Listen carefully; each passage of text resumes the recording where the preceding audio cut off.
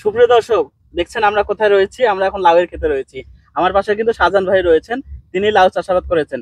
ভাই কেমন জি ভাই, আছেন? জি আলহামদুলিল্লাহ ভালো আছি। আপনি ভালো আছেন? হ্যাঁ, প্রচুর পরিমাণ লাউ ধরেছে, আসলে জি। দেখে মনটা ভালো হয়ে যাচ্ছে। না, লাউ এটা লাভজনক ফসল অবশ্যই। আচ্ছা আচ্ছা। তো এই জাতগুলো কি জাত ভাই? এটা হচ্ছে ইস্পাহানি নবাব। নবাব জাত। জি। আচ্ছা, অনেক সুন্দর জাত দেখতেছি। এইটা কি সাইজ আরো তো বড় হয়? হ্যাঁ, একটু বড় হবে, আরো বড় হবে। আচ্ছা, মানে মোটামুটি কিরকম কি 1 কেজি, মানে একটা লাউ কয় কেজিতে কতটুকু আসতে পারে? একটা লাউ 3.5 থেকে 4 কেজি আসবে। একটা লাউয়ে 4 কেজির মতো আসবে যদি বড় সাইজের হয়। বড় আর size। মিডিয়াম সাইজের যদি হয় 2.5 কেজি প্লাস। 2.5 কেজি। এগুলা কি মোটামুটি হারভেস্টের উপযুক্ত হচ্ছে, না আরো কিছুদিন যাবে? এইটা হচ্ছে হ্যাঁ, এইটা আরো 2 একদিন যাবে। আরো 2-1 দিন যাবে। তো অনেক সুন্দর। তো এখানে কতগুলা চারা রয়েছে ভাই? এখানে আমার 300 350 প্লাস আছে সারা। 350 প্লাস আছে। হ্যাঁ। 350 চারাই কি আপনার মোটামুটি ফল ধরেছে? 350 চারা ফল ধরছে। চারা প্রতি কিরকম পরিমাণ মানে ফল ধরেছে বলে মনে এটা তো হচ্ছে? প্রথম অবস্থা, 4টা 5টা পর্যন্ত বর্তমান আসছে, তবে বর্তমানে আরো আসছে। আসবে। আচ্ছা, এটা কতদিন পর্যন্ত চালানো যাবে? এটা আমার একটানা 90 দিন চলতে থাকে। একটানা 90 দিন যাবে? জি। ওরে বাপরে, চিন্তা করছেন একটানা 90 দিন যাবে। আর দেখে কিন্তু মন ভালো হয়ে যাচ্ছে। হুম। আর ভাই এই যে এগুলার যত্ন কিভাবে নিচ্ছেন আপনি? হ্যাঁ, এই তো আল্লাহর রহমতে জৈব বালাইনাশক একটা কদু লাউ। আচ্ছা। তবে এই লাউটা স্বাস্থ্যের জন্য একদম পারফেক্ট, হুম। কোনো কীটনাশক ছাড়াই আর কি। আচ্ছা সেক্ষেত্রে একটু মাটির পরিচর্যা ভিন্ন।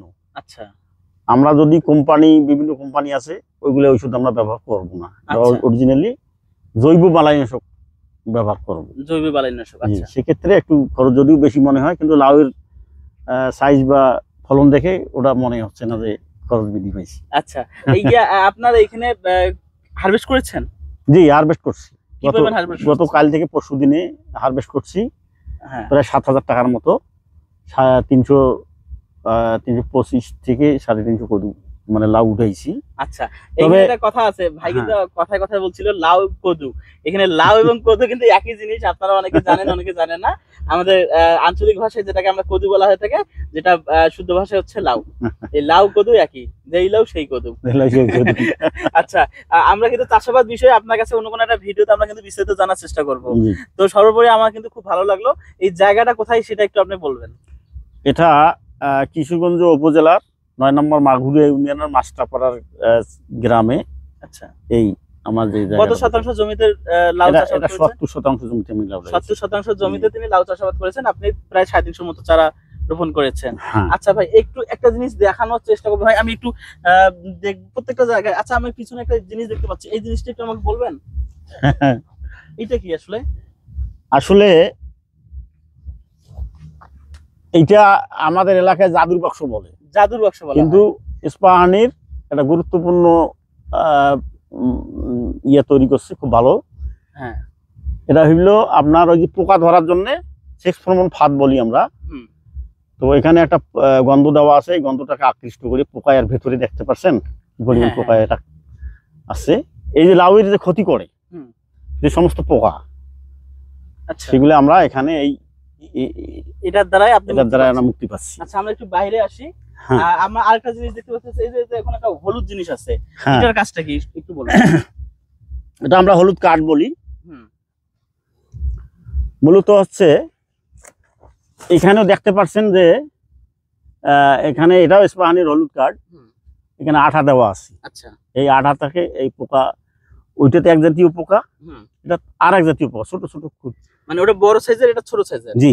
আচ্ছা, বড়টাকে আটকানোর জন্য ওইটা, ওইটা। আর এখানে আটার পরিমাণ কম হওয়ার কারণে বড়টা তো এখানে আটকেবে না, ছোট ছোট গুলো আটকেবে, সেজন্য ছোট জিনিস। দুই ধরনের জিনিসই আপনি ব্যবস্থা করেছেন। দর্শক, আপনারা একটু দেখানোর চেষ্টা করুন, দেখবেন আমার যে ভাতিজা আছে, একটু দেখানোর চেষ্টা করো যে কি পরিমাণ আসলে প্রত্যেকটা গাছে কিংবা প্রত্যেকটা জায়গায় কিন্তু ধরে আছে। প্রত্যেকটা দেখলে আসলে মন জুড়ে যায়।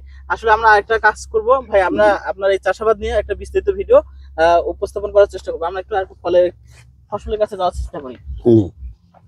দেখেন, হয়তো বা ভাববেন যে একটা জায়গায় আছি, একটা জায়গায় ফসল দেখাচ্ছে, সেটা না, প্রত্যেকটা জায়গায় ঘুরে ঘুরে দেখানোর চেষ্টা করতেছি। দেখুন। তো বিষয় হচ্ছে হ্যাঁ, যে এই যে লাউ, জি, আপনি দেখতে পাচ্ছেন।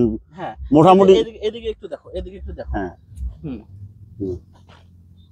লাউগুলো দেখেন। হ্যাঁ, জি বলেন। কালকে কিন্তু আমি হারভেস্ট করছি 350 লাউ। আচ্ছা।